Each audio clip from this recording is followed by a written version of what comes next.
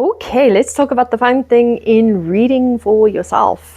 You've pulled a card and immediately you're like, nope, I don't want to be looking at this. I don't want to know what this is telling me. I want to talk about why this happens and what you can actually do about it.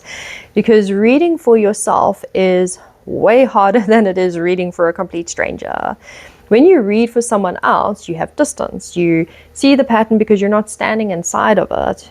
When you read for yourself, you already have a hope for the answer before the card even lands. And that hope gets in the way before the cards do anything at all.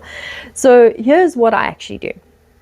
And what I teach my mentoring clients to do, those who are learning to become readers themselves, when they're reading for themselves specifically, first write the question down before you pull. Don't keep the question in your head. Write it on paper or in your notes app. It doesn't matter where, but somewhere outside of your own thoughts.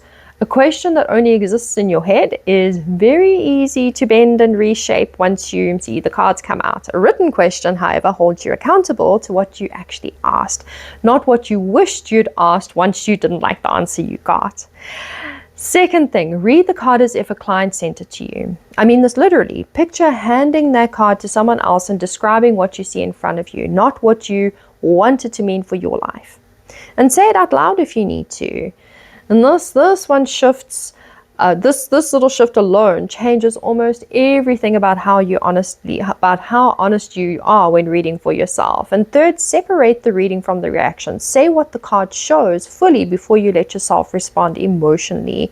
Most people skip straight to the feeling. They see the tower and they're already anxious because they've actually looked at what's happening in the image. Read first, feel later. And fourth, know your own bias patterns. If you always read the tower as disaster, or you always soften the death card because you don't want to sit with what it's actually saying, that's not the card's fault, okay? That's a habit you've built for yourself. And habits can be noticed and changed. And the fifth thing, give yourself permission to not read for yourself sometimes. This one matters. There's no shame in going to another reader when the stakes are a little bit too close to your own life. Objectivity has its limits, even for professionals who do this every day. I go to other readers for myself when something is too close to home, and that's not because I stink as a reader. It's just knowing where the edge of your own objectivity is. If building this kind of steadiness in your own practice is something you want some support with, not just some more tutorial videos, then get yourself a coffee chat. Let's have a conversation, and let's look at getting you in as one of my mentoring clients, because you can learn to read for yourself. There are ways to refine that skill. As someone who's wanting to become a professional reader, you're not going to want to just read for other people. You want to know how to do it for yourself as well, right? I mean, you've got all these tools of your craft at your disposal. You want to use it for yourself.